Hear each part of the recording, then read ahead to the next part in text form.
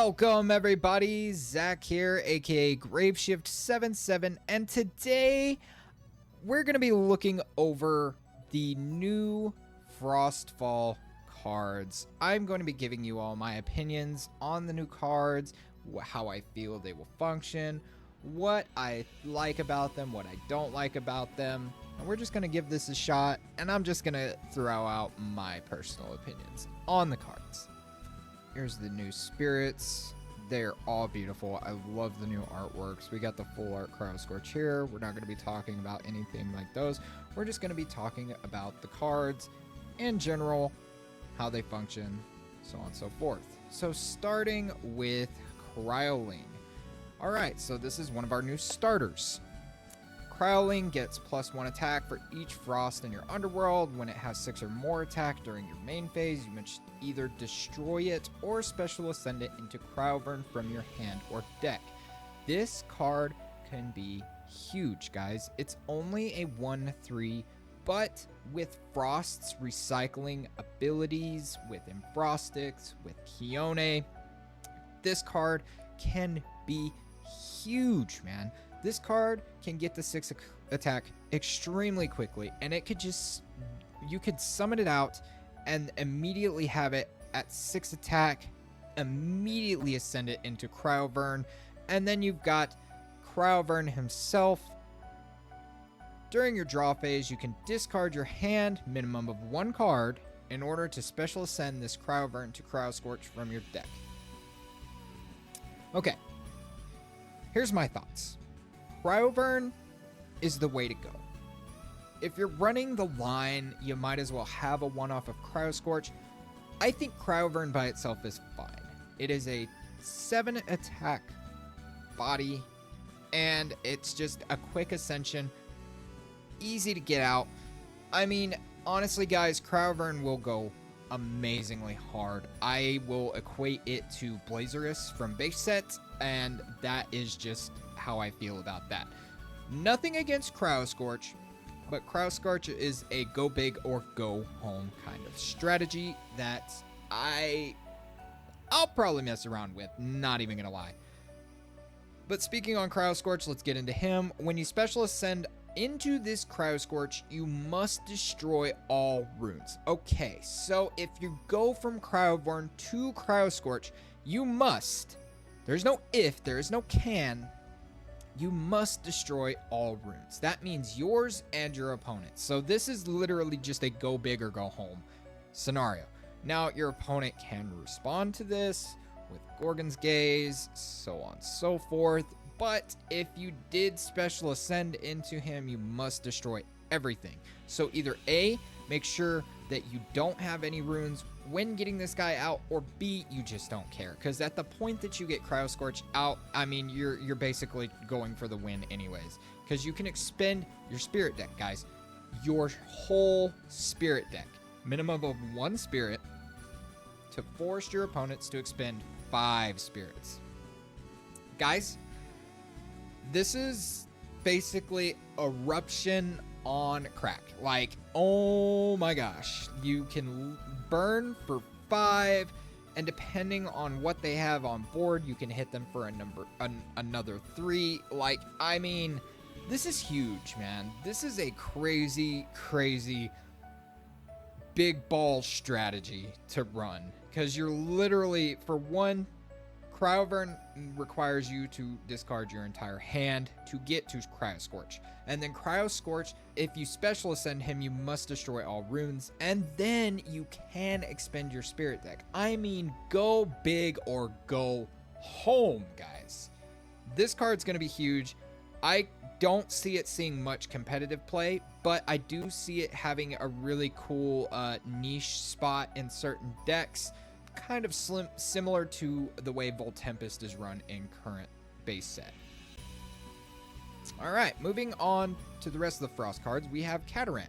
A 3/1, when it receives 1 or more Frost, you can return up to 2 Frost from your Underworld to your Spirit deck.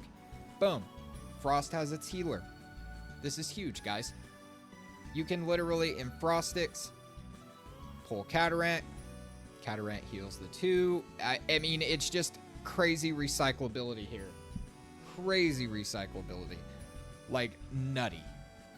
I love it. If I'm running Frost, I'm going to have at least one Catarant in my Frost deck, for sure. Iwooly, the Ascension of Catarant, is an 8/4. And when this Iwooly destroys an opponent's Elestral in battle, you can expend 1 Frost in order to destroy each of that opponent's Elestrals.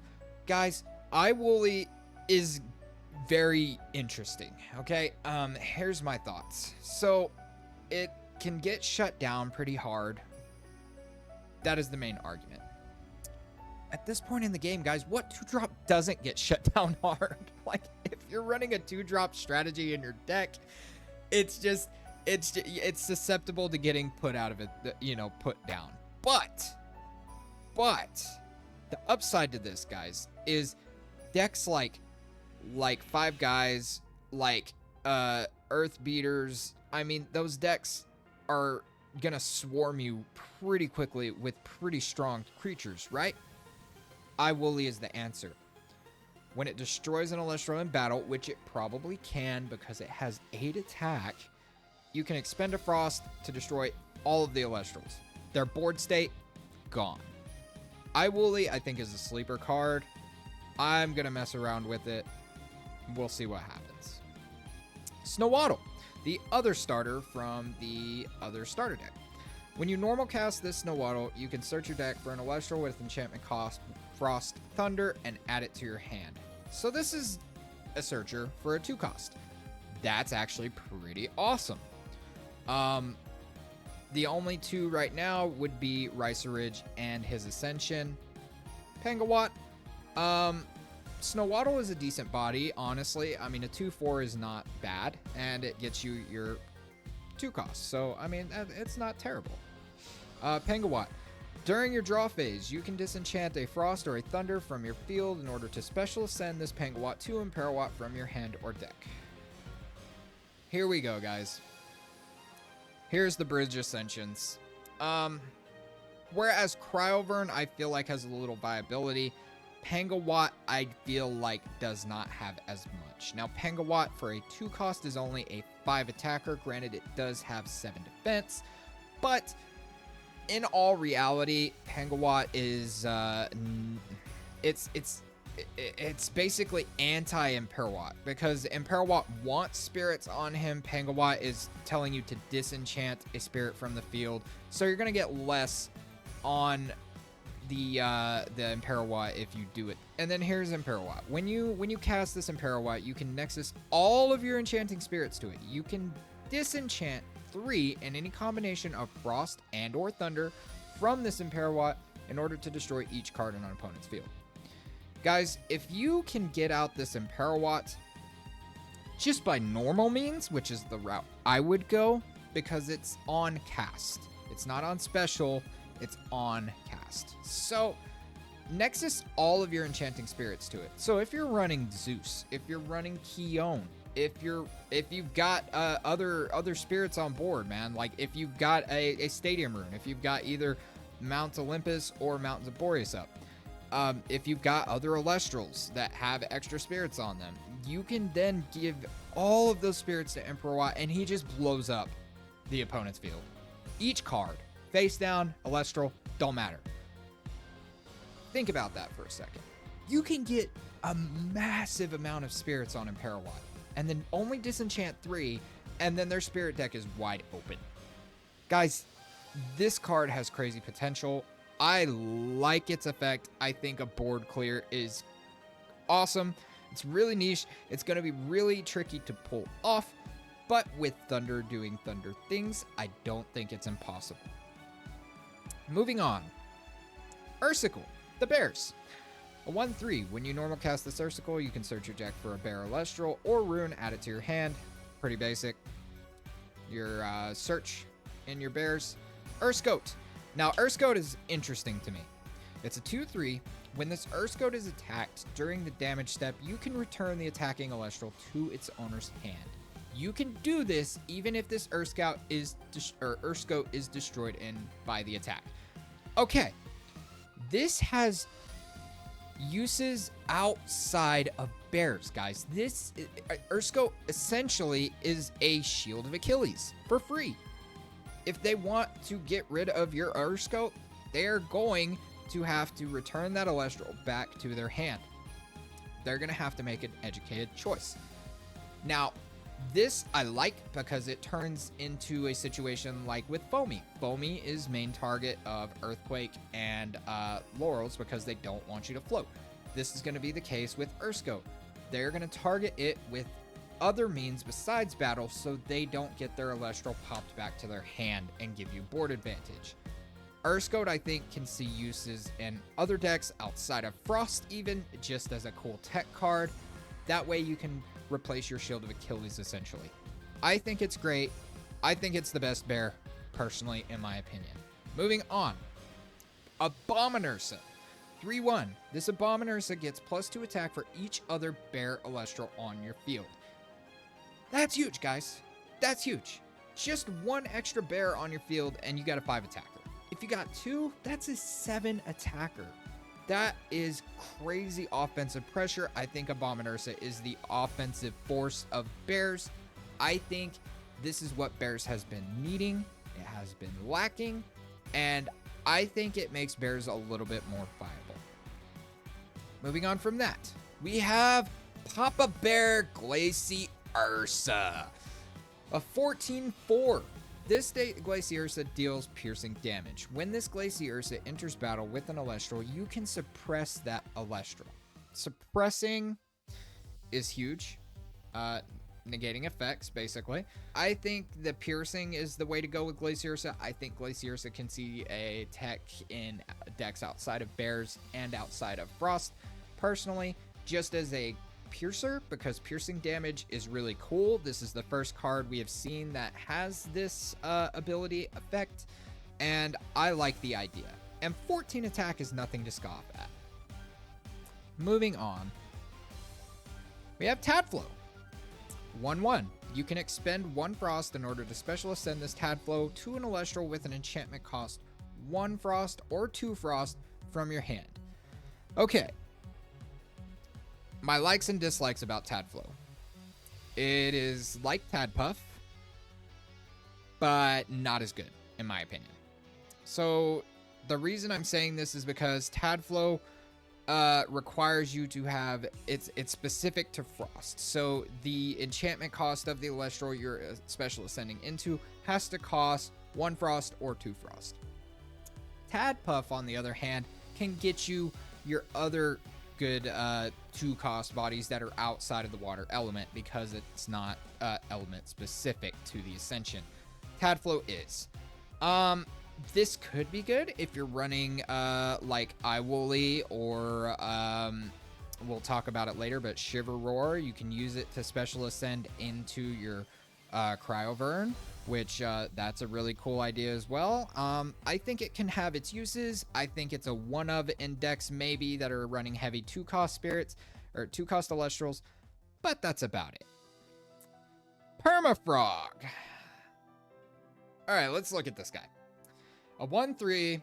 Elestrals cannot attack unless they are Frost Enchanted or Fire Enchanted. During your opponent's end phase, you must either expend 1 Frost or destroy this Permafrog. Oh boy. Permafrog, I feel like, has way better potential further on down the line, right? So when all the spirit elements are available and there's going to be a lot more diversified decks out there, there's going to be a higher percentage chance that this Permafrog can actually legitimately just shut your opponents down completely. You can't attack unless you're Frost or Fire Enchanted. You can always misenchant for the attack to go through, so that's kind of the downside. Honestly, though, it's not bad as a side deck option. So, like, if you are running up against an opponent and they're running nothing but Earth, or they're running nothing but Thunder, you're like, okay, let me pull this Permafrog out of my side deck. We can get some stuff done here. We can prevent them from attacking and then go on the offensive ourselves. Pretty cool effect. I just wish it wasn't element specific. It's kind of only downside to it. Moving on. Frostmite. 3-1. You can target an opponent's Celestial and give it -5 defense until the end phase. Bye-bye Astrabbit. No more Astrabbit, guys. Even a bagged Astrabbit. That takes it down to 2 defense. Frostmite hits over. No more Rabbit. This is the Rabbit counter, guys. Frostmite as a one-off in any deck, I feel like is completely justified because Astrabbit is a prominent stay in almost every deck. Polar Acne. Okay, guys, I'm excited about this one. Polar Acne is a 2/5. Your opponent's Celestial gets -2 attack, and you can expend 1 Frost in order to target and destroy an Celestial with 2 or less attack. This is a passive attack debuff, guys. -2. So every single one of their Elestrals, Sorlet goes down to 3. Viscerus goes down to 3. All of these Elestrals go down to 3. Polar Acne can just sit on board pretty with its 5 defense and just negate anything that those big 5 guys, those big bodies on board are gonna try to do. This does have some hard counters, like Mestation counters it pretty hard because it swaps attack and defense. Galaxy is another, swaps attack and defense. But again, just the whole utilization of just getting that passive attack debuff is huge in my opinion, guys. I love Polar Acne. I think he's a little bit slept on in my opinion. I digress. All right, here we go. The fun guys, bro. The fun guys. We're talking about Morfrost here. This is Morfrost Lichen form. It's a 2/3. You can expend 1 Frost and discard this Morfrost in order to search your deck for up to 2 Morfrost that are not Lichen form and add them to your hand. Guys, a search 2. A search 2. Guys, that is so big. You can literally pull whatever you want. Morfrost wise. Like, it's such a good card in my opinion. You can pull your Indus form, which is my personal favorite. And I think the best. Personally. I digress though. It's a 2/1. When you cast this Morfrost, you can expend 1 Frost in order to search your deck for up to 2 Morfrost and send them to your underworld. Again, search 2, and they're getting filtered into your underworld. We'll discuss why that's important in a minute. When this Morfrost is destroyed in battle, you can target and destroy a face-down rune. Indus goes off, bro. Indus either A, attacks into one of your opponent's Elestrals and targets and destroys one of their runes, or you bait out a rune and they're forced to use it on this Indus form, and Indus goes into the underworld where Morfrost is at home. Morfrost Abominable form. This Morfrost gets +1 attack for each Morfrost in your underworld. We just discussed Morfrost being at home in the underworld. This guy is why. He's a 1/3, but gets +1 attack for each Morfrost in your underworld, and you can disenchant a Frost from this Morfrost in order to special cast a Morfrost that is not Abominable form from your underworld. Indus comes back out. 2 more go into your underworld. Guys, the sky is the limit with this, man. This is going to be such a fun deck to run. Like, I don't think people are ready for Morfrost. It is going to be insane, and it's going to hit you so quick. If you cannot respond quick enough, you're just going to get outpaced and overran so quickly. Morfrost Terraform is a 2/3. Your opponent's Elestrals get -1 attack for each Frost enchanting this Morfrost. Guys, another passive attack debuff. This is so huge. I cannot stress the fact that passive attack debuffs are they're gonna affect the flow of the game the same way that stadiums do. People look at it and they're like, oh, +1? That's not gonna affect much. It sure can. That +1 attack can keep your defensive stall going a little longer. That +1 attack can help that 5 body get over the other 5 body because it's now a 6 body.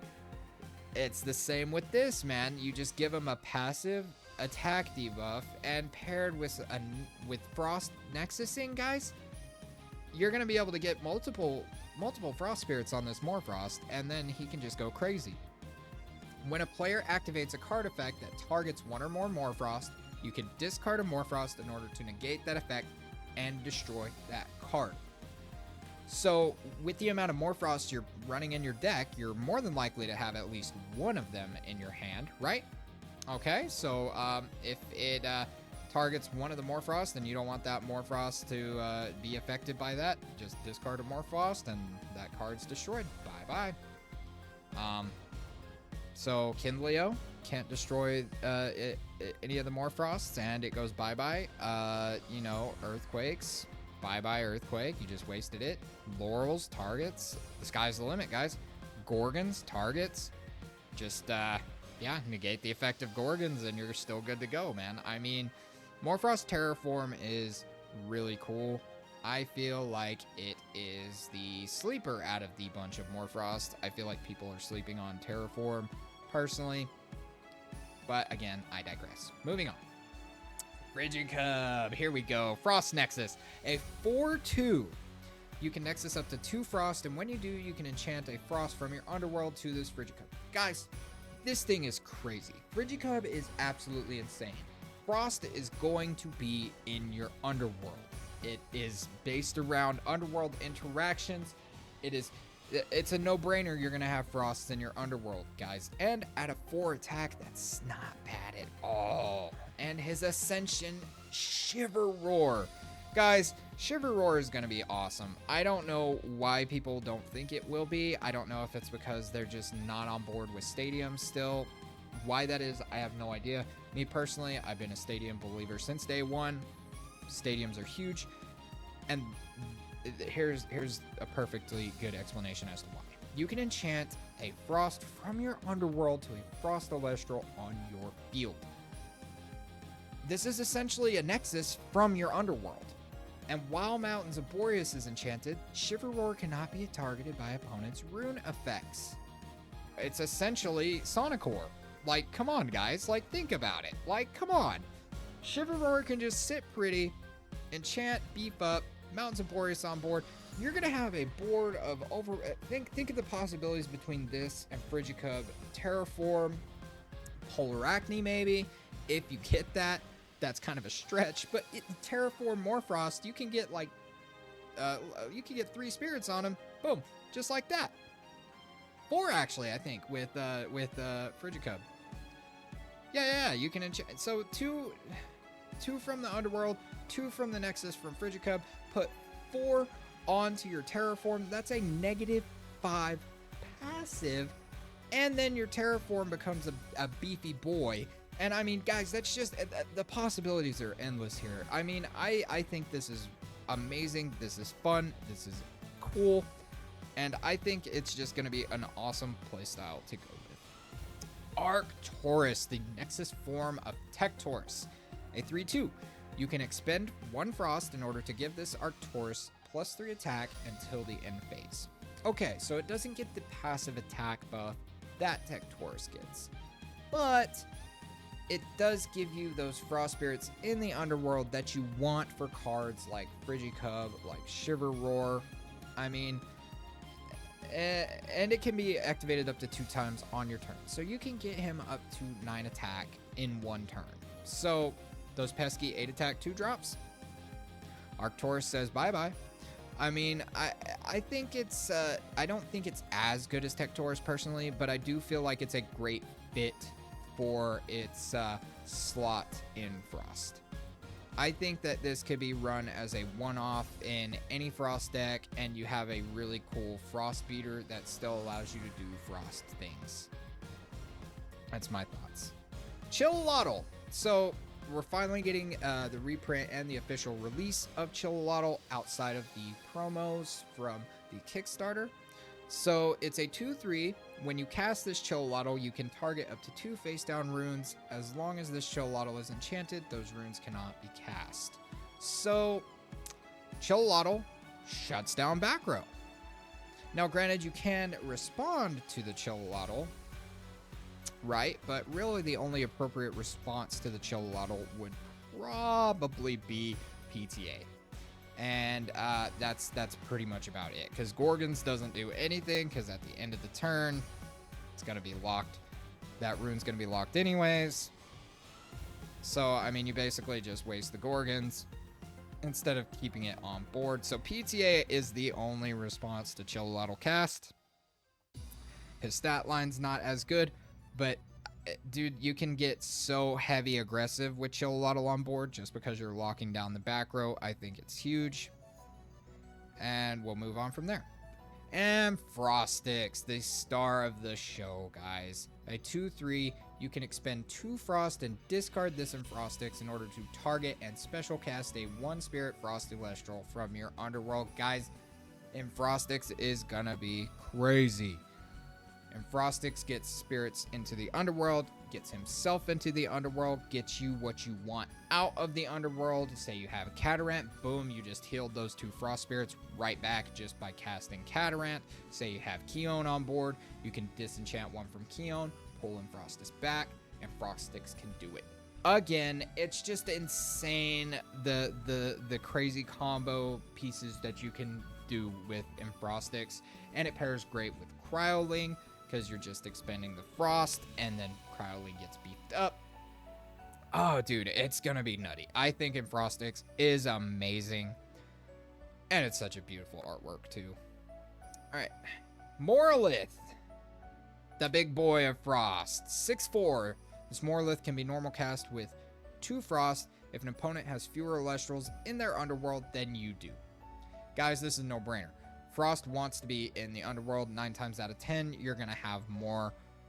You're gonna have more Elestrals in your Underworld than your opponent. You can cast him, and then you must send the top 5 cards from your deck to your Underworld. Guys, this works with more Frost so well, and it's a normal cast 2-drop with 6 attack. Like, come on, come on. Now, granted, is it the best thing ever? Probably not. But I mean, if you're planning to do some Underworld shenanigans, and you know, with like your more Frost and some self-mill things, you know, you can do some pretty cool things with it. I like it. I think it's really a cool idea to have a normal cast 2-drop that just changes the game completely. All right, moving out of Frost and into Earth, we have Paloth. 3/1. When this Paleoth is destroyed in battle or by an opponent's card effect, you can search your deck for up to 2 Earth Elestrals that have the same name, then send 1 to your Underworld and add the other to your hand. Okay, so it's Rummagem, but with a little bit of Underworld interactions. It's a searcher. It has to be destroyed for the search effect, but the cool thing is it doesn't matter how it's destroyed, you still get the search effect off. Ascension Neandersloth, a 6/5. When this Neandersloth destroys an opponent's Elestral in battle, that opponent must discard 2 cards from their hand. And while Titanostock is in your Underworld, this Neandersloth gets +7 attack. Guys, this card... Oh, this card makes me laugh. Oh my gosh, bro, this card makes me laugh so much. Okay, so they must discard 2 if it destroys an Elestral in battle, and it gets +7 if there's a Titanostock in your Underworld. Okay, you can use your Paloth to get a Titanostock into your Underworld. Easy, bro, easy. The potential of this card is through the roof, because I feel like it'll become a very sleeper, underrated, heavy, hard-hitting attacker that's just you're gonna be facing a 2-drop that's got 13 attack, and you're gonna be forced to use your counter runes on it, because if you don't, you're just gonna keep discarding your hand, bro. This card makes me laugh so much. I love him. I love its design. I think it's got a crazy quirky effect. Now, is this gonna be a shakeup to the meta? Probably not, but this is a fun card, guys. I cannot wait to try this card out, because it's gonna be so awesome. Moving on, Cyanectar. Okay, guys, here's what I'm excited about. Cyanectar, 2/1. When a player casts Poison Tipped Arrow, Poison Nectar, or Poison Tunic, you can special ascend the Scion Nectar to Wasp Ivy from your hand or deck. The potential. Guys, Scion Nectar just special ascend on an opponent's turn is crazy. They cast an Elestral, you cast PTA, you special ascend Scion Nectar. They cast a Nog, you have a Poison Nectar, you special ascend Scion Nectar into Wasp Ivy. You can even just regular ascend a Scion Nectar into Wasp Ivy if you have the means to protect the Scion Nectar, guys. Wasp Ivy. An 8/1. When this Wasp Ivy is destroyed in battle, an opponent must expend 3, guys. It's an eruption in the form of an Elestral, but it gets better. This Wasp Ivy is unaffected by opponent's counter runes if it ascended from Scion Nectar. Guys, it's unaffected by all counter runes if it ascends from Scion Nectar. That means not targets, it's just unaffected. So no Tsunamis, no Shield of Achilles, no Gorgon's Gaze, no PTAs, nothing. Nothing stops it. Unless you have an Earthquake or a Laurels, this Wasp Ivy is on the field. So, I mean, this Wasp Ivy. Now, granted, we don't know what Poison Tunic is yet. That's a card that's coming in Daybreak. So, it's definitely strong, and it's definitely going to go crazy. Like, the potential of Wasp Ivy is insane. I think that we need to see what Poison Tunic does first. I'm going to take an educated guess and say that it's going to be an artifact. And it's going to be able to enchant an Elestral and do something like give stat decreases or something. That's just my educated guess. If it's not that, it's going to be an Invoke. And then you get the possibility to just special ascend on the same turn you play Scion Nectar. The potential, guys. Insane. This card is only going to be getting better moving forward. I'm so excited to play Wasp Ivy, guys. I am so excited. Giraflora. We already know Giraflora. When you normal cast him, you can return a 1-Spirit Earth Celestial from your underworld to your hand. Giraflora gets an Ascension in Frostfall called Gigaflora, 4/7. You can expend 1 Earth in order to target and special ascend your Giraflora to this Gigaflora from your hand. This is really cool, guys. You can special ascend your Giraflora the same turn that you summoned it. During your draw phase, you can special cast a 1-Spirit Earth Celestial from your underworld. Okay. Gigaflora is definitely more on the defensive end, which is very odd for Earth. But it pairs very well with swarming effects. Like, Viscerus is always going to get targeted by the PTA. Viscerus is always going to get targeted by the Earthquake. Gigaflora allows you to just special cast it back from your underworld. And at 7 defense, it's gonna be hard to hit over. Unless you have an Earthquake of your own. I think the potential here is pretty big. I don't know how it's going to perform functionally in Earth decks. You might have to build a deck specifically around Gigaflora, which could be really cool to do. It's going to be a lot of fun, guys. I just think a lot of these cards are just fun and entertaining and really interesting, and they're gonna add a whole lot to what we already have. It's gonna be a blast, guys. I just can't wait. Panzer. This is a 3/3 Earth. It gets +1 defense for each Earth enchanting it, and you can Nexus up to 2 Earth. When you do, you can return 1 Earth from your underworld to your spirit deck, or enchant 1 Earth from your underworld to this Panzer. Guys, this thing's gonna be a wall. Panzer's gonna be a tank that you just cannot get around. The focus on defensive Earth Elestrals makes me feel like there's some cool things coming for Earth later on down the line, and I'm excited. But this Panzer is crazy, guys. Look at this. 1 defense for each Earth enchanting it. You can Nexus, so it is a Nexus. It is an Earth Nexuser outside of Equal Links. When you do, you can return an Earth from your underworld to your spirit deck. So you can either heal, or you can enchant another Earth onto Panzer to further increase his defense. Guys, I think this card is nuts. I think Panzer is absolutely busted. In my opinion, Panzer is crazy, guys. That's insane to think about how much defense you can get on this card in one turn. Especially if you've got an Equal Links on board too. Like, that's a lot of spirit commitment.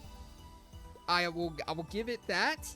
That is a whole lot of spirit commitment. But think about the potential of this just beefy body on board that your opponent is just stuck looking at. They think Bag Rabbit is bad. Just wait for regular Panzer. Because he's gonna do some crazy defensive stall stuff, guys. I think it's nuts. I love him. I'm gonna be messing around with him. Moving on. Moss Station. Nexus form of Moss Station. 4/1. This Moss Station gets +2 attack for each Earth enchanting it. During your end phase, you must change this Moss Station to defense position if it attacked this turn. So it's a really big beater that goes to defense after it attacks.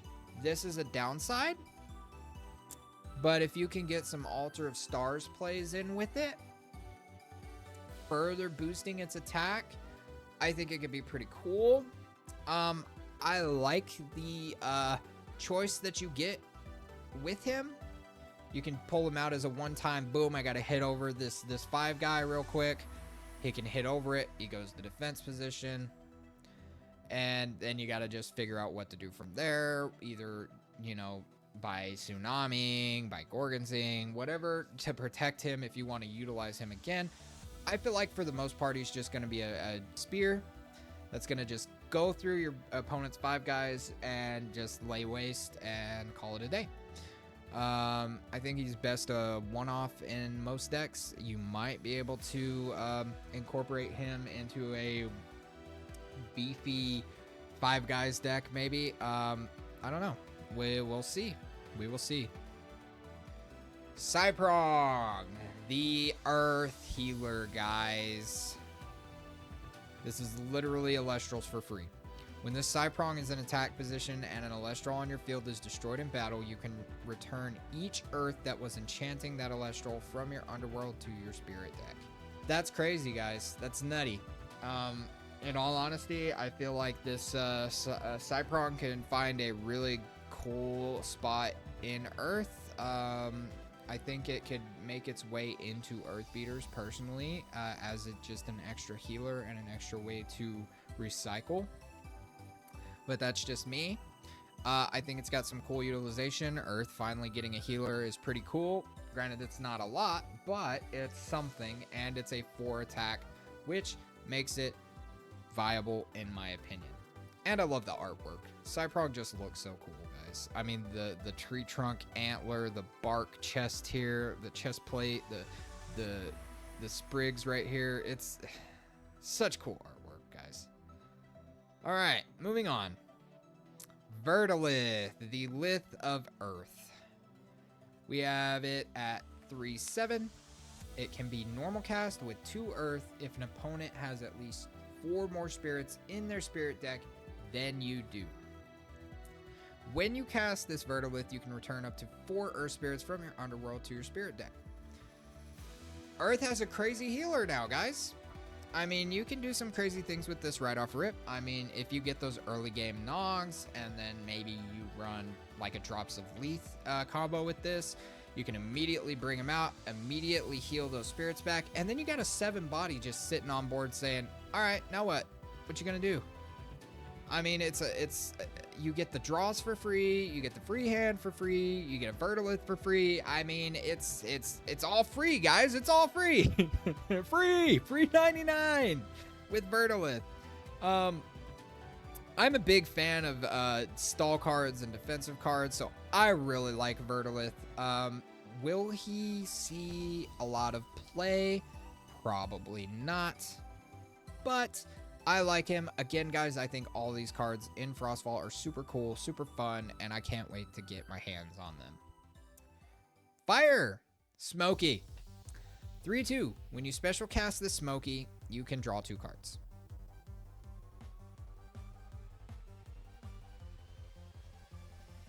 How is special casting Smokey, guys? I'm racking my brain over here. How are we special casting a Smokey? I can't think of any way to special cast the Foamy or the Smokey. I love his design. He's a really cool dude. Potential for future. Caperfume. 5/4. Gets +2 attack for each fire Elestral on the field. You can expend a fire in order to special cast a 1-spirit fire Elestral from your hand. That's how you special him out. You special out Smokey with Caperfume. Okay. Caperfume is awesome, guys. I think this card is an amazing beater outside of Blazerus for fire that just it becomes insanely strong. Like, immediately he's a 7 attacker because he's a fire enchanted Elestral. And then if you can special cast out another one, he becomes a 9 attacker, guys. That is crazy. That is absolutely crazy, man. Now, granted, it has to line up correctly. You have to have the fire Elestral in your hand, but it's a cool way to get out a great board presence, an overwhelming board presence with fire, which has honestly been lacking. So I think it's got great potential. I love the artwork. I think he's a great Nexus form of Caprigol. He's awesome, man. I can't wait to mess around with him. Co-Magma. We've known about this guy for a while. He's a 4/2. When it receives 1 or more fire, you can draw a card, then discard a card. So if you're looking for some underworld recycling or some reanimation, whatever your afloat your boat, Co-Magma is probably a card that you want to splash into your decks. He's a 4/2, so he's a decent attack. You know, he's not a slouch, at least. I think he's all right. Like I said, he has his places in certain decks and builds depending on what you're trying to do. Other than that, it's all right. Co-Magma's all right. Exalt Flare. Here we go, guys. Nexus form of Exaltair. Exalt Flare is a 3/2. You can Nexus up to 2 fire. When you do, you can special ascend this Exalt Flare to an Elestral with an enchantment cost 1 fire or 2 fire from your hand. The potential here is crazy. Quick ascensions to your 2 costs, like your Caperfume we just discussed. Waspire would be an awesome. Blazerus. Dude, I mean, you can just get your pieces out so quick with Exalt Flare, guys. Now, granted, it does have to be set up properly. You do have to have the right pieces in place, but I think that it is awesome. It helps fire tremendously. It is putting a piece in fire that was missing, which is getting your big boys out on field quicker, adds more offensive pressure. I think it is amazing. I mean, just think about it. If you can Nexus up to 2 on it, then special ascend it into Waspire. Waspire all of a sudden has 2 extra spirits on him for his effect. You can do 6 damage direct with Waspire and then hit for another 3. That's 9 damage in 1 turn, guys. What the heck? Just the wheels are turning. All this, you know, has to line up. But I mean, the potential, guys, the potential here that I think a lot of people are overlooking and undervaluing with this card. I think it's got promise. I'm just gonna leave it at that. Lavalith, the guy we've all been waiting for. This is the best card in the set, hands down. 6/4. This Lavalith can be normal cast with 2 fire if an opponent has at least 2 more enchanting spirits than you do. So basically, resting on your laurels condition. When you cast this Lavalith, you can target and destroy a rune. Okay, so it can be normal cast, right? But if you just need to ascend it to get rid of a rune, it says when you cast this Lavalith. So you can also target and destroy if you rise from the ashes the Lavalith, if you normal ascend the Lavalith. No matter how you get it on field, if it hits the field and he's properly enchanted, you can target and destroy a rune. Guys, this is huge. It's P-Gust effect and is a 6 attacker. Because 9 times out of 10, Piga is very hard to keep on board because he's got such low stats. Lavalith, however, is going to at least eat two runes when he is cast. And he's going to be a big body that is going to be very hard to get over. Lavalith is going to go off, guys. You can splash Lavalith into whatever deck you want and you'll be good to go. There's your rune removal. He's a great addition. I mean, Lavalith, guys, for the win. Frostfall win. Lavalith all day. Water! Here we go. Dratagua. 1/4. When this Dratagua receives 1 or more water, you can return up to 2 water from your underworld to your spirit deck. This is another water heal with more sustain because of his better defense stat than Sluggle. And it's an on-receive effect, making Water Nexus so much better, guys. Dratagua is amazing. And just look at that cute little guy, man. Ah. Drataya's Nexus form pops off. I think it makes water so much better. It's so much more viable. Lakagon, the Ascension. 2/6. This Lakagon gets +1 attack for each water in your underworld. When you return 1 or more water from your underworld to your spirit deck, you can target and destroy a card. Dude, this is huge. With all the water heals that water has in place currently, you can get a couple of card destructions in 1 turn. Easy. You get the on-receive effect from Dratagua. You got Sluggle heals for potential. Dude, I mean, it's crazy. Now, granted, its attack stat I don't think is going to be where you want it at. You want him sitting in defense, sitting pretty like a Krakatuga. And you'll be good and be able to just pop cards insanely at an insanely fast pace. Your opponent's going to be like, crap, what do I do? How do I respond to this? 9 times out of 10, you're going to get Gorgons. That's fine. He's still got 6 defense, and he's just sitting pretty on board, just like, all right, I'm just going to keep destroying your cards. I got all the healing I need. I think Lakagon's awesome. And, yeah, helps water out a ton. Cerebral! Cerebral is a 2/2. When you cast this Cerebral, an opponent must reveal each face-down card on their field. Destroy each non-counter rune revealed this way. Cerebral is an awesome card.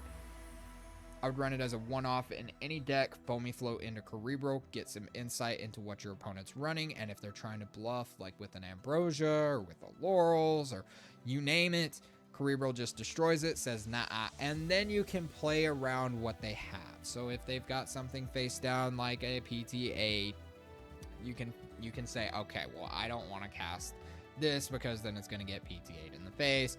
They have a Gorgons, like, all right, I can work with the Gorgons. I'm going to bait out the Gorgons for something else. I think Cerebral has great potential and an amazing one-off in any water deck, or any deck for that matter, if you're trying to get some back row knowledge.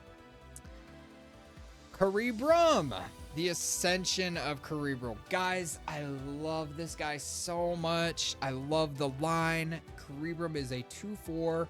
It gets +1 defense for each face-down card in your rune row.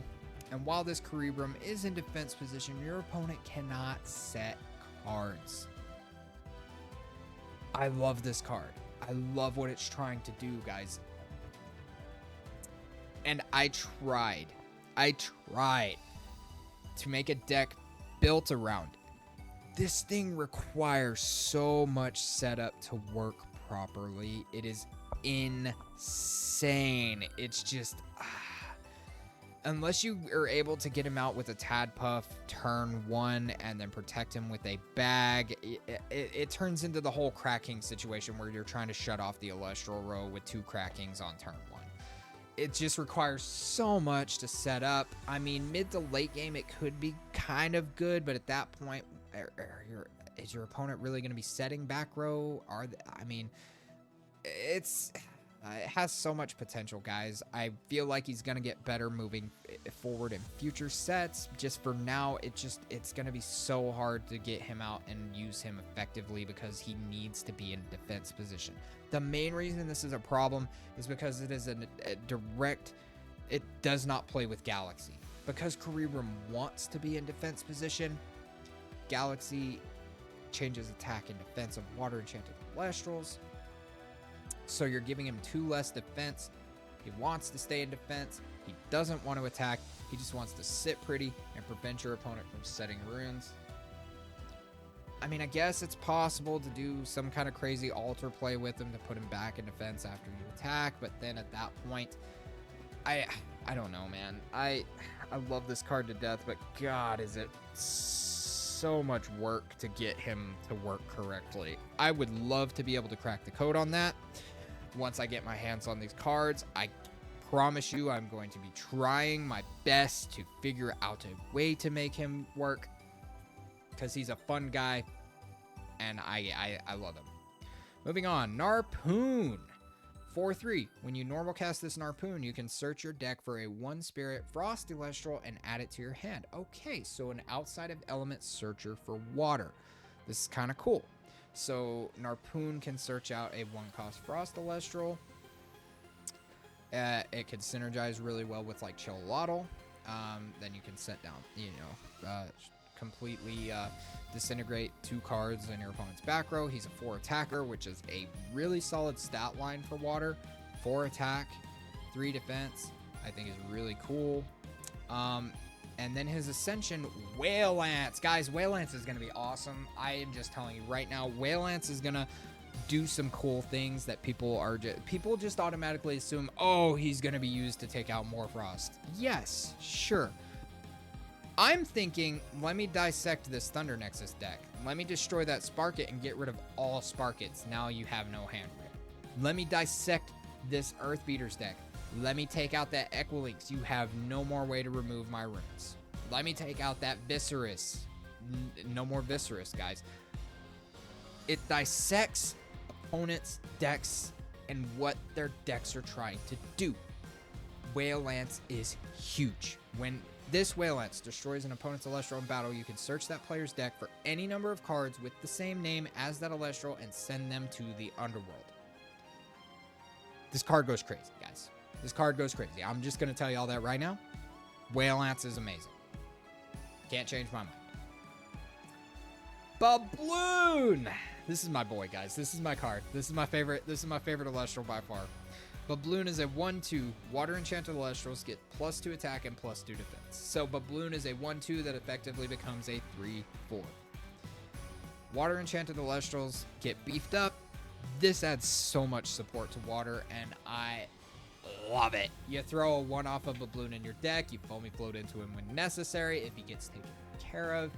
You use another card that we're going to talk about here in a minute from water. I just think Babloon is a great tech card, and you can even splash him into your other decks, man. Like, because you can put a Necrof at 7 attack just by being water enchanted and 3 defense. Like, that's pretty insane. And you get Tsunami immunity. Why wouldn't I want to do that? So that's the downside. So your opponents can also take advantage of this, misenchant their Elestrals. Boom, they're bigger than you. That's all right. I like Babloon. I think he's great. I love his design, man. It's such a cool little design. He's just got his water bubble ready to bring the water to all the water Elestrals. I love it so much. Moving on to Thunder, we have Funglow, a 1/1. Thunder Enchanted Elestrals get +1 attack. When a player casts Thunderstorm, you can special cast a Bronzeglow from your hand or deck. Okay, so Thunder Enchanted Elestrals get +1 attack. So he is a 2/1 when he's on play. When a player casts Thunderstorm, you can special cast a Bronzeglow from your hand or deck. Let's look at Bronzeglow here. Awesome art, by the way, guys. I'm so glad Bronzeglow got the holo treatment. I love his artwork. I love his design. It's so amazing. So cool. But Bronzeglow is a 6/5. You can disenchant 1 Thunder from your Funglow in order to suppress each Elestral on an opponent's field until the end phase. When this Bronzeglow destroys an Elestral in battle, you can special cast a Funglow from your underworld. Bro, Bronzaglow becomes a 7/5 with a Funglow in play. Funglow does his thing. You can special cast your Bronzaglow. Bronzaglow can then suppress the Elestrals. Bronzaglow can then destroy an Elestral. Bronzaglow can then pull the Funglow back. I mean, the potential of this card is absolutely insane, and I don't know why more people aren't talking about it. I love it. Granted, I think it does need a little more support. My thoughts are, in future sets, we're going to get titles versions of Thunderstorm, and it's going to make him go even crazier. Moving on, Riceros. We know what Riceros does. It's just a nice reprint with a cool alt art. When this Riceros is enchanted, Elestrals cannot attack to turn they are cast unless they're Thunder enchanted. All right. Ricerage is going to be awesome, guys. A 4/6, you can expend 1 Frost in order to target and special ascend your Riceros to this Ricerage from your hand. So it gets the same treatment as the Giraflora Gigaflora, which I think is really cool. When an Elestral that is not Thunder Enchanted declares an attack, you can expend a Thunder in order to negate that attack. That's kind of big, guys. You can just negate one of the attacks, and that's going to change the trajectory of what your opponent's trying to do. And a 6-body defense is nothing to scoff at. We all say Rabbit's hard to deal with. Well, what about a Ricerage? And Ricerage can prevent your attack. What you going to do then, bro? I think Ricerage is crazy. It's searchable with Snow Waddle. I can't wait to play with these cards, guys. It's going to be so fun. Platypulse. Platypulse is a 1/1. Elestrals that are not Thunder Enchanted get -1 attack for each enchanting Thunder on your field. Effects of Elestrals named Platypulse cannot reduce an Elestral's attack by more than -4 total. Interesting little ducky here. I think it has a little bit of a niche. I think it's cool as a one-off in Thunder.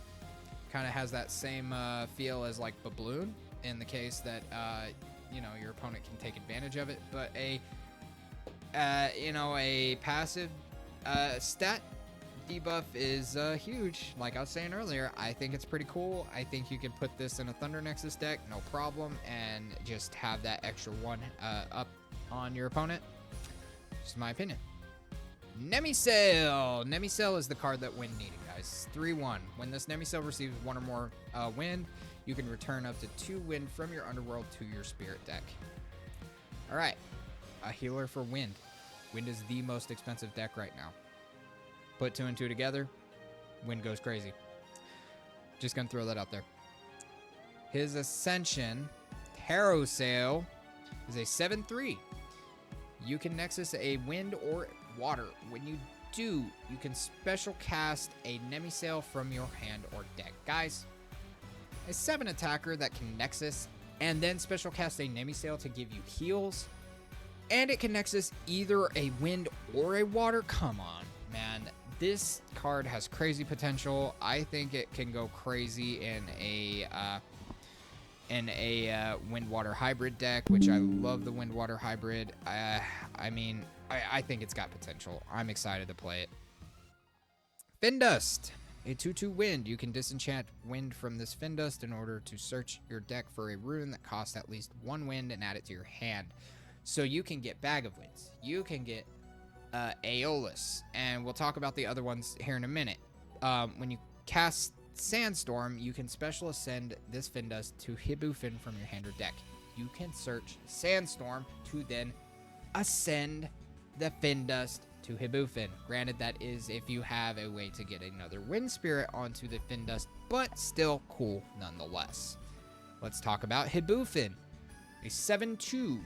You can expend a Wind or a Earth in order to change each of your opponent's Elestrals to defense position.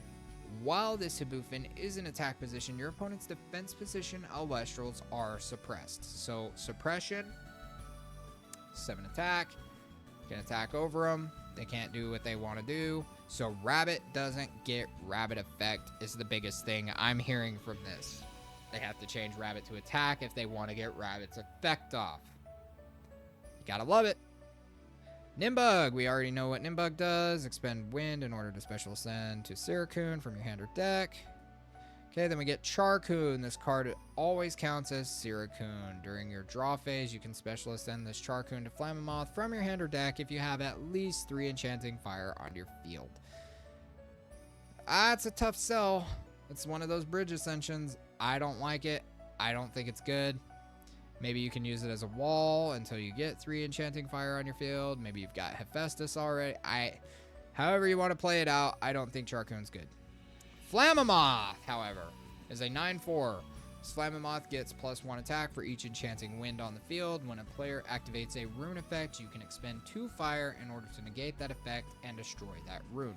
So whether that be Earthquake, whether that be a counter rune, you can expend 2, negate the effect, destroy the rune. This card's effect can be activated only once each turn. Otherwise, it would be completely busted. But Flammoth paired with Chains, I think you got a crazy combo there. Cockatoodle. All right. I'm excited for this line here. Cockatoodle, a 4/2. When you cast this Cockatoodle, you can target an opponent's Elestral. That Elestral is suppressed as long as this Cockatoodle is enchanted. Now think about this. If you're up against Cyanectar and Wasp Ivy, you play Cockatoodle. They respond with PTA. That's fine. Cockatoodle suppresses the Cyanectar. Cyanectar can no longer ascend off of the PTA cast. So they don't get that Wasp Ivy just because you baited out a PTA with the Cockatoodle. Just gonna throw that out there, guys. Dracodoodle. All right, I love this guy. He's a 7/3. You can expend 1 wind in order to suppress each Elestral on an opponent's field until the end phase. When this Dracodoodle destroys an opponent's suppressed Elestral in battle, that opponent must expend 3. Dude, you can expend 1 to suppress all of the Elestrals. Destroy 1, burn 3. I love it. I think it's awesome. I think Dracodoodle is cool. Suppression, I think, is a very unexplored mechanic in the game that I think is going to get really strong and really popular. And this card just shows it. This card and Hibufen. I mean, I think it's nutty. I think it's awesome. I think people are going to underestimate suppression, and they're not going to really understand what it's doing and how it's trying to operate. I think suppression is going to be a strategy. Galaxair, the toolbox card for wind, and the Nexus form of Galaxy. A 3/4. You can target an Elestral and swap its attack with its defense until the end phase. This is great in a wind mirror match. This is great if you're not running wind as just a one-off toolbox card that you can just pop, and then you can utilize it in multitude of ways, guys. It's not element specific. You just swap attack and defense. Necruf goes from 5 attack to 1 attack. Sorla goes from 5 attack to 1 attack. I mean, just think of the possibilities. Just think of the possibilities. Negates Galaxy effect. I think it's pretty dope. I think it's going to see a lot of play, and it's going to be very useful. All right, Kione, the new Divine Rune. When you cast this Kione, you can enchant up to 3 Frost to it. You can disenchant 1 Frost from this Kione in order to return 1 Spirit Frost Celestial from your underworld to your hand. Kione's crazy, guys. I mean, it's just all about the underworld interactions. Frost wants to be in the underworld. Spirits, Elestrals, everything wants to be there. Kione just lets you recover whatever is in there already. You can just grab whatever you want with Frost, guys. It's amazing. I love it. Scepter of Kione. This is the new artifact rune. The Empowered Elestral gets +2 attack and +1 defense. When Kione is enchanted and the Empowered Elestral destroys an Elestral in battle, you can special cast a 1 Spirit Frost Elestral from your hand. It's okay. It's kind of cool. It adds a little bit more of a, swarm effect to what it's already trying to do. The problem is artifacts are just not great, guys. I don't think Scepter is going to be very good. I think it's about roughly the same relevance as like Scythe or Thunderbolt. not quite as bad as Hammer. It's mid, and yeah. I mean, it could probably be cool. You could probably do some fun stuff with it. I'm just gonna leave it right there. Avalanche. Here's your self-mill, guys. Each player sends the top 3 cards from their deck to their underworld. Then, if you control a Frost-enchanted Elestral, you can send an additional 2 cards from your deck to your underworld. There's your self-mill. There's an extra mill for your opponent as well. You can do some decent things with this, man. It's a really interesting card that, depending on what your strategy is and how you're trying to execute it, it can either help or it can, detriment you. So, I mean, it depends on how you're trying to play it. But we'll see how it gets used in the upcoming weeks. Blizzard. Guys, I love this card. Blizzard. This Blizzard cast cannot be chained by counter runes. Target and destroy an opponent's face down rune. Okay, so this is Thunderstorm, but they cannot chain the targeted card off of Blizzard. So they cannot, so if they're trying to save the card that you are targeting with another card, they can't, because Blizzard does not allow it. It cannot be chained by counter runes, and I think people are sleeping on that part of the effect alone. The fact that it cannot be chained means that they cannot save the rune that they want to keep. Just think about it. Blizzard's awesome. Mountains of Boreas, the most beautiful card in the set. This is by the new artist, Jakin Art. I am a huge fan of his. This is like one of the most beautiful pieces of art I have ever seen, and I think it is the most beautiful piece of artwork in Elestrals currently. It is gorgeous, beautiful. It's your typical Frost Stadium rune, but I just had to point that out. Circle the Sky. We already know what this is. This is just the V3 version. It's really pretty. You Nexus up to 2. If you do, you can draw a card. Cool deal. Ambrosia Cornucopia. Here you go, fruit. Here you go, fruit. Draw a card. Then return any number of spirit from your underworld to your spirit deck up to the number of ambrosia in your underworld. Extra heals. Extra procs for Lodogon and Jertaya. It's got crazy potential for fruit. I think it makes Brute a lot better. Maybe not the best, but it does give Fruit a lot of support where it was otherwise lacking. Moving on, Stoke the Forge. This Stoke the Forge can only be cast if Volcanic Forge is enchanted. Search your deck for a 1-spirit Fire Elestral and add it to hand. Okay, guys, stadiums are about to be huge. Stadiums are going to be huge. I think we're going to be seeing a lot of stadium battles in the upcoming set because of cards like this. People are going to be running multiple copies of Forge and other stadiums. So it's going to be, I play my stadium. Well, your stadium's gone because I play my stadium. Okay, well, I'm going to play my stadium again. It's going to be a whole back and forth thing. Honestly, as long as you're able to get the card effect off, I think it's great. I think Stoke the Forge is awesome for Fire. It gives Fire a searcher and a search engine tool, which they so desperately needed.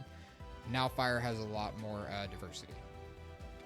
Rise from the Depths, I think, is the best, and I love the artwork. Again, by Jakin Art. Man.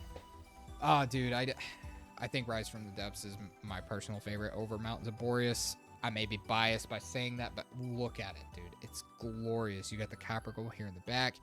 You got the nice little, it looks like an oyster here, giant oyster.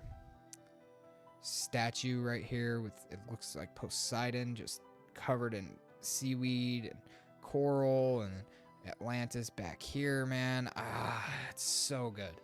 Anyways, moving on. Rise from the Depths can only be cast if Atlantis is enchanted. Target a 1-spirit water Elestral in your underworld and special cast it. Boom, baby. Rise from the Depths is cheap. Rise from the Ashes. And just an easy Sluggle heal, an easy Dratagua heal, an easy support riser. Say they get rid of your Baboon somehow, you can bring your Baboon back. Boom. Oh, now I've got advantage again. Rise from the Depths is huge. I love it. Race to the Top. This is in Element Earthquake, guys.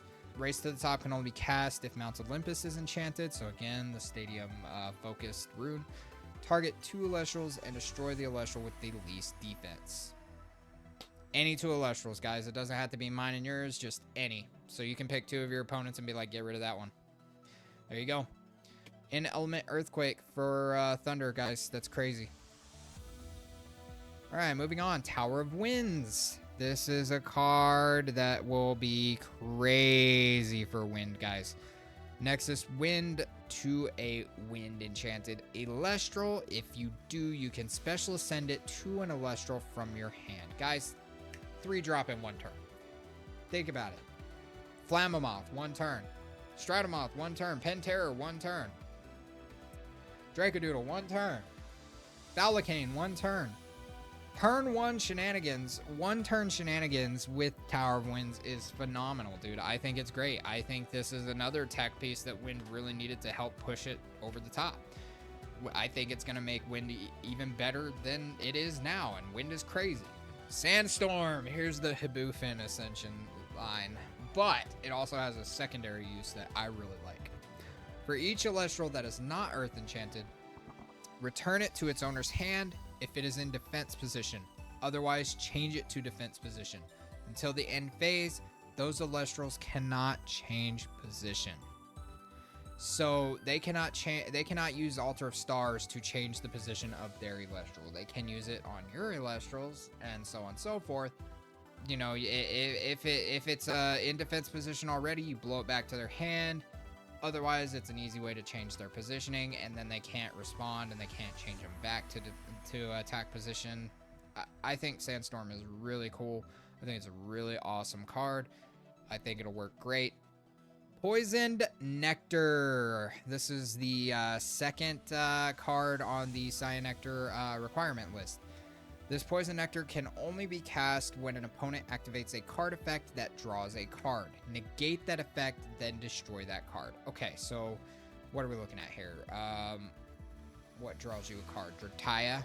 So Drataya activates, you activate Poison Nectar, bye-bye Drataya. Chloe does the same thing. Aphros, it counters Aphros hard.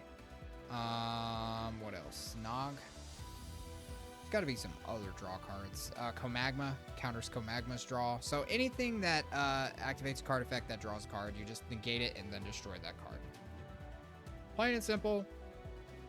I don't think it's that great, but I will definitely be running at least 2 copies in my Wasp Ivy deck, because why not? Divine Blessing, guys. Divine Blessing can only be cast when an opponent activates an Invoke rune. Disenchant a spirit from your field in order to negate that rune. This is huge. Earthquake counter, Laurel's counter, Ambrosia counter if it's in the late game and you don't want them to heal. If you've got the spirits on board, Divine Blessing it. Bye-bye. Invoke counter, guys. I think it's... I do think that this is a main deck card. But it is only a main deck card if you have an overabundance of spirits and you're already planning on having spirits on the field. So if you have spirits on field and you're running Altar of Stars, you should have no problem running Divine Blessing either. They just go hand in hand. I like Divine Blessing. I cannot wait to use it because I just can't wait to tell an opponent, no, you don't get to destroy my 2-drop with that Earthquake. Chains of Prometheus, guys. The second best card in the set behind Lavalith. Chains of Prometheus. This Chains of Prometheus can only be cast when an opponent activates a counter rune. Negate that rune, and that opponent returns a spirit from their underworld to their spirit deck. Okay, so they get a 1 heal, but their Gorgons doesn't go through, guys. Their Shield of Achilles doesn't go through. Their PTA doesn't go through. Their Altar of Stars doesn't go through. Their Tsunami doesn't go through. I mean, it's kind of nutty. I think it's crazy. And it's the counter, and I think it's going to be prominent in a lot of decks. In certain decks, it's going to be hard to fit unless you're already running fire or you have enough room to mess with your spirit deck enough to add the fire necessary for Chains of Prometheus. I think it's going to be a 2-of in a lot of decks just because you only need 2 fire to run it. And it's a counter to counters, man. I mean, doesn't get much better than that, especially in a counter rune meta. Ursa Den, the Ursa specific stadium. All right, so Bear Elestrals or Ursa Elestrals get +1 attack and +1 defense. When a player casts an Ursa Elestral, you can enchant 1 spirit to this Ursa Den. You can disenchant 4 from this Ursa Den in order to special cast an Ursa Elestral from your hand or deck. I like what this card is trying to do. It's going to take a while to get there. It's going to take at least a couple of turns, and then you got to survive long enough, and then you got to wait, and then when you get your, I would assume you're bringing Mama Bear or Papa Bear out with the special cast, right? It's just a lot of spirits to be committing to the stadium. I like its first effect where it buffs up your bears, and yeah, that's about it. I mean, you can do some Nexusing shenanigans to get there quicker, but in all reality, I don't know. I haven't played around with bears enough to really know exactly what the utilization of Ursa Den actually, if it makes a difference. I think it's cool that there's a stadium specifically for an archetype in the game, though, instead of just for the element specific ones. And then that's it, guys. That's the wrap up on the set. Yeah, so thank you guys for sitting here with me for, it's been over an hour at this point, just talking about the cards. I hope you guys liked my opinions and liked my thoughts. If you have any disagreements, feel free to share them. If you have agreements, feel free to share them. Share your opinions on Frostfall, please. I need to know. We all love differing opinions. It's an exciting time to be a fan of Elestrals. This is going to be an amazing set, guys. I cannot wait. And I will catch you guys on the next one. Oh, by the way, don't forget to like and subscribe. That would be much appreciated, especially if you made it this far in the video. You're a real one. And we'll catch you on the next one. Peace out, guys.